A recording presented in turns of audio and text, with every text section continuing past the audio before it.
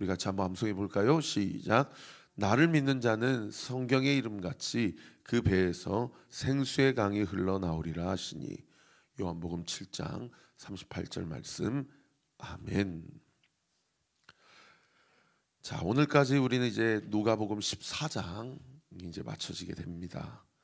누가복음 14장에는 예수님과 제자 그 바리새인과의 관계에 있어서의 어떤 그런 갈등과 텐션이 기록되어 있고, 먼저 된 자가 나중되고 난주된 자가 먼저 될 것이다. 이 땅에서 나에 대한 사람들의 평판이나 평가, 또는 내가 누군가를 평가하거나 판단하는 그 평가는 사실 중요하지 않습니다. 하나님이 나를 어떻게 생각하시는가, 하나님이 저 사람을 어떻게 생각하시는가, 이것이 중요하죠. 그래서 하나님을 두려워하고 경외하는 자는 함부로 자기 자신의 삶에 대해서 재단하거나 판단하지 않고 다른 사람에 대해서도 평가하지 않죠. 왜요? 우리는 다 하나님의 형상으로 창조된 존재들이기 때문입니다. 여러분, 거울을 보고 참 예수님 닮았구나, 이렇게 자기 자신 좀 칭찬 좀 해주세요. 예수님이 만드신 포이에마 걸작품인데 자꾸 나는 왜 이렇게 자기 연민에 빠지고 우울에 빠지고 나의 인생이 하찮은 것 같고 그렇게 생각되어지고, 이렇게 평생을 살아도 내가 이거밖에 이룬 것이 없나, 이렇게 힘이 없나, 이렇게 가진 것이 없나, 이렇게 실력과 능력이 부족한가. 여러분, 이런 다 인간적인 생각들, 바벨론적인 그러한 세계관과 기준들 말씀과 기도로 십자가에 다 못 박고, 너는 하나님의 존귀한 딸이야, 너는 하나님의 존귀한 아들이야, 하나님의 닮은 형상이야. 할렐루야.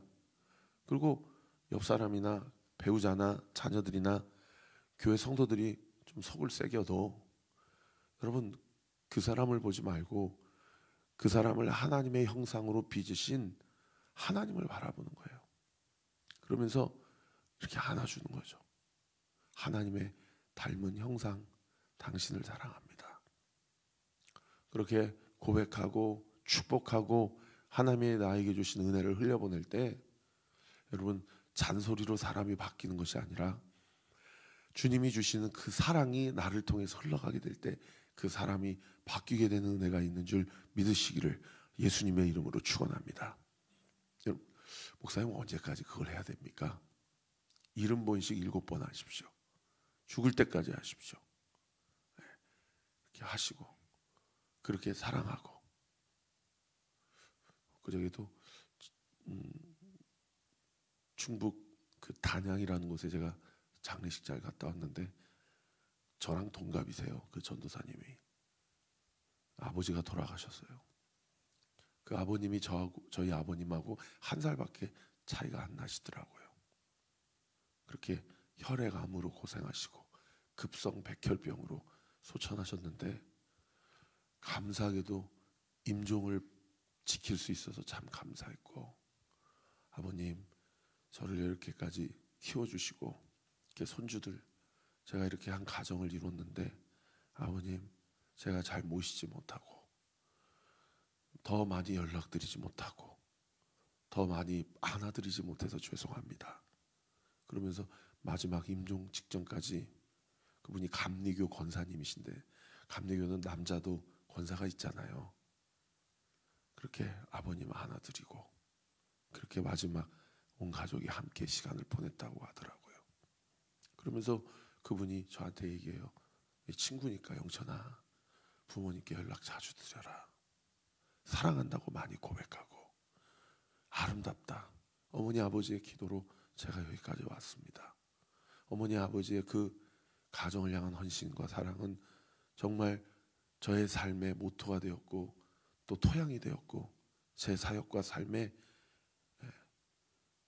기준이 되었습니다. 감사합니다. 많이 표현하라고. 그렇게 울면서 참 이야기를 하는데 마음이 짠하고 또 부모님께 전화드리고 그랬습니다.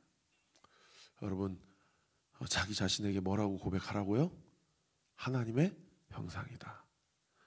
아멘. 네, 거울 보고 좀 그렇게 해보세요. 그리고 가족들에게, 성도들에게 하나님의 형상입니다. 그렇게 좀 고백해 주세요. 지난 주일에도 방문자가 많이 오시고 또 그저께 새벽 예배 오시더니 등록하고 가셨더라고요. 새벽 예배 오셔서 등록하고 가신 분은 우리 교회 처음이에요. 그런데 기존 성도님들이 그 방문자분들이 이렇게 로비에서 서성이고 식사를 해야 될지 말아야 될지 갈등이 되고, 어떤 분들은 그냥 그런 게 민망하고 싫으니까 예배가 끝나자마자 불이 났게 나가시고 하는데, 우리 성도님들이 여기 앉으세요, 식사 챙겨드릴게요, 여기 잠시만 기다리세요, 아이고 이번에 등대 저희 왜 배정 받으셨어요, 이렇게 환하게 웃으시면서 우리 교회 처음 오신 분들을 이렇게 환대를 해주시는데, 너무 담임 목사로서 우리 성도님들이 감사하더라고요. 우리 교회가 더 따뜻하고 더 사랑이 넘치고, 그리고 주 안에서 서로를 사랑하는 그런 교회가 되기를 예수님의 이름으로 축원합니다. 14장 마지막 부분의 말씀은 참 부담스러운 말씀이 기록되어 있어요. 오늘 보면 25절에 보시면 수많은 무리가 예수와 함께 갔다. 이 수많은 무리는 누구를 이야기합니까? 예수님을 따르기는 하지만, 예수님과 함께 있기는 하지만 예수님에게 어떠한 콩고물이라도 얻어먹어 보려고, 어떠한 자신의 유익이나 이익을 챙겨보려고, 또는 어떠한 재미난 구경거리가 있다면 그런 기적이나 이적을 한번 눈으로 보고 싶어서 따르는 무리들을 성경은 제자라고 얘기하지 않고 그야말로 무리라고 표현을 하죠. 그러니까 바리새인의 지도자의 집에 초청을 받아서 사실상 식사를 초대받았지만은 바리새인하고 영적인 그 한판을 하신 주님께서 그 지도자의 집을 나와서 가장 경건하다고 이야기하고 가장 성경에 대해서 박학다식하다고 이야기하는 그 사람에 대해서 화 있을 진저를 선포하시고, 하나님의 나라에 나중된 자가 먼저 되고 먼저 되냐 난주된 것이라는 아주 바리새인들 입장에서는 듣기 싫어한 말씀을 거침없이 선포하신 주님께서 그 지도자의 집을 나와서 어디를 향해 나가십니까? 지난주일 말씀에 예루살렘을 향하여 여행을 하셨다. 그 여행은 그냥 우리가 이야기하는 무슨 동남아시아 유럽 여행하는 여행이 아니고, 자기가 왜 이 땅 가운데 오셨는지, 나를 내어줌으로써 인류의 모든 그 죄악에 대한 심판의 그 죄값을 홀로 십자가에서 다 감당하시기 위해 예루살렘을 향하여 가시는 그 여정 가운데 그 바리새인들과 한판을 하시고 수많은 자기를 따르는 무리들에게 뒤를 돌아보시면서 아주 좋은 기회 아닙니까? 예수님께서 참된 복음을 선포하기에 아주 좋은 기회예요. 그들의 마음은 뭔가 이익을 취해보려고 하고, 뭔가 나에게 콩고물이라도 주시지 않나, 어떠한 순수한 동기가 아니더라도 그들에게 하나님 나라의 복음을 선포하기에 너무 좋은 기회죠. 그때 예수님께서 참된 제자란 어떤 자들인지를 세 가지를 통해 이야기를 하셔요. 그 첫 번째가 뭐냐면 26절에 보시면 무릇 내게 오는 자가 자기 부모와 처자와 형제와 자매와 더욱이 자기의 목숨까지 미워하지 아니하면 능히 내 제자가 되지 못할 것이다. 얼마나 부담스러운 말씀입니까? 그죠?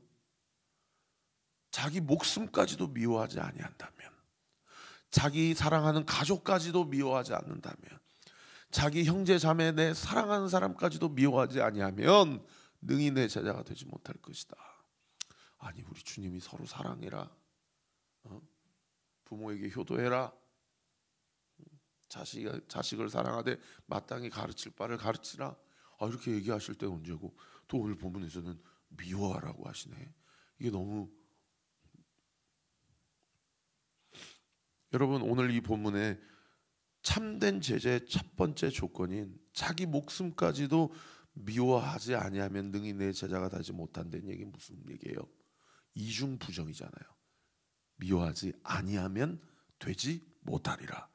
뒤집어서 얘기하면 뭐예요? 강한 긍정이죠. 무슨 얘기입니까? 나보다 더 사랑하는 사람은 없어야 된다는 얘기예요. 나를 가장 많이 사랑하고 나를 가장 인생의 최우선순위로 두는 자라야만 능히 내 참된 제자가 되게 될 것이다라는 얘기 아닙니까? 남편, 아내를, 부모, 자식을 미워하라는 얘기가 아닙니다. 정말 네가 입술로 내 주님, 주인님이라고 하시는 그 예수님, 나만을 네가 정말 사랑하느냐? 그러니까 어떤 의미에서는 예수님을 3번이나 부인하고 저주하면서 과거로 회개하려고 하는 베드로에게 찾아오셔서 예수님이 뭐라고 얘기하세요?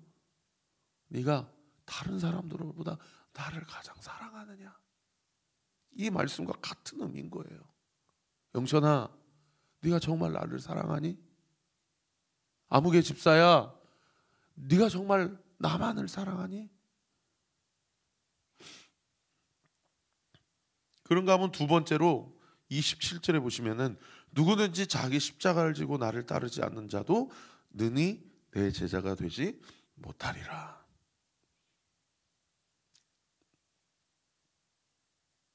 이것도 뒤집어서 얘기하면 무슨 얘기입니까? 자기 십자가를 지고 따르는 자만이 예수님의 참된 제자가 될 수 있다는 것이죠. 마지막 세 번째는 뭡니까? 33절에 기록되어 있는데요. 너희 중에 누구든지 자기의 모든 소유를 버리지 아니하면 능히 내 제자가 되지 못하리라. 그래서 오늘 본문에만 능히 내 제자가 되지 못한다라는 표현이 3번이나 나와요. 26절, 27절, 33절. 이 3가지 참된 제자가 될 수 있는 영적인 비밀, 이것을 모든 무리들에게 하나님 예수님께서 이야기하시면서 2가지 비유를 드시는데, 그 첫 번째 비유가 뭐냐면 28절입니다. 너희 중에 누가 망대를 세우고자 할지인데 자기의 가진 것이 준공하기까지에 족할는지 먼저 앉아 그 비용을 계산하지 아니하겠느냐? 그렇지 아니하여 그 기초만 쌓고 능히 이루지 못하면 보는 자가 다 비웃어 이르되 이 사람이 공사를 시작하고 능히 이루지 못하였다리라. 여기서 제일 중요한 단어가 그 비용을 계산하지 아니하겠느냐라는 거예요. 무슨 얘기냐면, 저는 이 말씀이 어떻게 들리냐면, 야, 너 교회 다니지? 영천아, 너 목사지? 한번 좀 깊이 생각 좀 해보고 나를 믿어봐. 이렇게 들려요. 생각 좀 해봐. 세상 사람들도 저렇게 뭐 하나 건축물 지은다 그러면 건축 예산을 세우고 설계도 도면을 받고 여러 가지로 내가 이것들을 할 수 있을지 없을지 생각하고 계산하잖아. 두 번째 비유도 같은 맥락이요. 31절에 보시면 어떤 임금이 다른 임금과 싸우러 갈 때에 먼저 앉아 1만 명으로서 저 2만 명을 거느리고 오는 자를 대적할 수 있을까 헤아리지 아니하겠느냐? 만일 못할 터이면 그가 멀리 있을 때에 사신을 보내어 화친을 청할 것이다. 이웃 왕이 쳐들어왔는데 우리가 디펜스를 해야 되잖아요. 그러니까 세상에 그러니까 얼마나 나라를 다스리는 감각이 없는 무능력한 왕입니까? 그때사 우리 군대가 몇 명인지를 세아리고 있으니. 그런데 해보니까 저쪽이 2배가 많은 거예요. 그러니까 야, 이거 싸우면 난 지겠다. 그러니까 차라리 화친을 청하지만 사실상 항복이죠. 저희가 조공 바칠 테니 쳐들어오지 마세요. 그러지 않겠냐? 무슨 얘기입니까? 중요한 거는 세하려 보지 않겠냐는 거예요. 헤아려 보지 않겠냐는 거예요. 이 싸움이 이기는 싸움인지 지는 싸움인지 생각해 보지 않겠냐는 거예요. 예수님께서 당신을 따르는 무리들에게 귀신을 쫓아내 주시면서 병을 고쳐 주시면서 그리고 죽은 자를 살려 주시면서 자기가 누군지를 다 나타내 보이셨어요. 그런데 이 생각이 짧은 인간들은 저 양반 따라가면 그래도 미래를 얻어 맞출 수 있겠구나. 저분 따라가면 이번 주 로또가 정답이 뭔지를 알 수 있겠구나. 가시적인 것만 생각하고 주님을 따르는 거예요. 그런 무리들에게 뭐라고 얘기하는 거예요? 내가 누구인지 한번 성경을 살펴보고 메시아가 오면 어떤 사역을 감당하게 될지 예언을 한번 살펴보고 찾아보고, 그리고 내가 너희들에게 무엇을 선포하는지, 하나님 나라가 무엇인지, 나를 따르는 것은 어떤 삶을 살기로 결정하는 것인지 한번 말씀을 묵상하고 생각해보고, 그리고 나를 따를 것인지 따르지 않을 것인지를 그렇게 생각 없이 물 위에 한 사람으로 원나무댐으로 떠나가지 말고 한번 생각 좀 해보고 따라오라는 거예요. 그러면서 오늘 보면 마지막 구절에 뭐라고 말씀하십니까? 소금이 좋은 것이나 소금도 만일 그 맛을 잃으면 무엇으로 짜게 하리요? 땅에도 걸음에도 쓸데없이 내버리느니라. 귀 있는 들을 귀가 있는 자들은 들을지어다 하시니라. 예수님을 따르는 자들 중에 두 부류가 있다는 거예요. 둘 다 소금인데 하나는 맛을 내는 소금이 있고 또 하나는 맛을 잃은 소금이 있다는 거예요. 맛이 있으면 어떻게 됩니까? 여러분, 개인적으로 보면 음식을 가지고 조미료로 소금을 쓰면 소량만 있어도 맛의 풍미가 나죠. 그죠? 여러분, 소금은 두 가지 의미가 있어요. 나 개인의 삶은 나를 통해서 삶을 윤택하게 하고 영적으로 풍성하게 해요. 그런데 맛을 낼 수는 있을지 몰라도 소금의 두 번째 기능인 방부제, 즉 음식을 썩게 하는 데는 엄청난 소금이 필요합니다. 여러분, 교회가 왜 말씀 위에 성령의 충만함으로 바로 세워져 있어야 됩니까? 우리 한 사람 한 사람은 사실은 가정을 바꿀 수 없고 이 사회를 바꿀 수가 없어요. 엄청난 소금이 필요한 이유가 무엇입니까? 여러분, 이 사회의 영적인 건강성을 유지하기 위해는 교회가 연합하고 그리스도인이 하나가 되어야 돼요.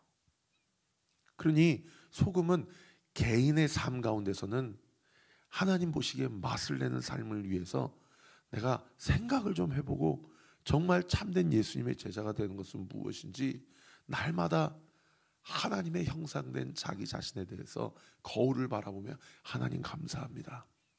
모든 것이 은혜입니다. 지금 주어진 고난과 환난도 하나님 이유가 있는 줄 믿습니다.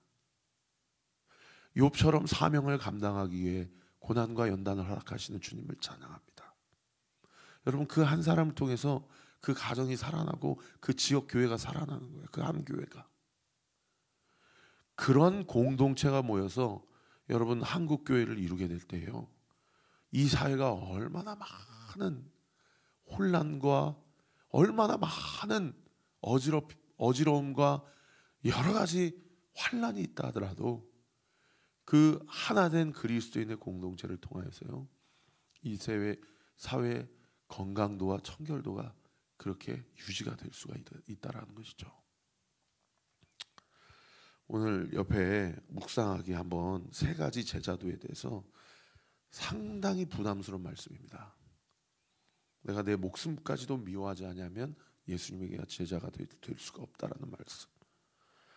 자기의 십자가를 지고 나를 따르지 않으면 예수님의 제자가 될 수 없다는 말씀.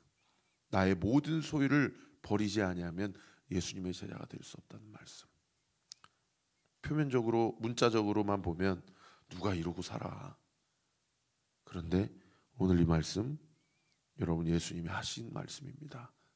그것도 직접 하신 말씀이에요. 여러분, 이 부담스러운 말씀을 우리가 순종하며 이 땅에서 살아가기 위해서는요, 예수님의 도움이 필요합니다. 할렐루야. 이거는 우리의 힘과 능으로는 할 수 없는 말씀이에요. 그러나 예수의 영이신 성령 하나님께서 오늘 이 새벽에도 우리 마음 가운데 찾아오십니다. 믿으시면 아멘. 오늘 이 현장에서 기도하러 이 예배에 참석하신 성도님들, 오늘 이 기도 현장에 찾아오십니다. 할렐루야. 오늘 골방에서 기도하시는 분들, 그냥 제 설교 듣고 아이고 새벽 예배 끝났다 하고 잠시 조금만 더 눈 붙였다가 출근해야지 생각하지 마시고, 여러분 그 골방에서 무릎을 꿇고 기도하십시오.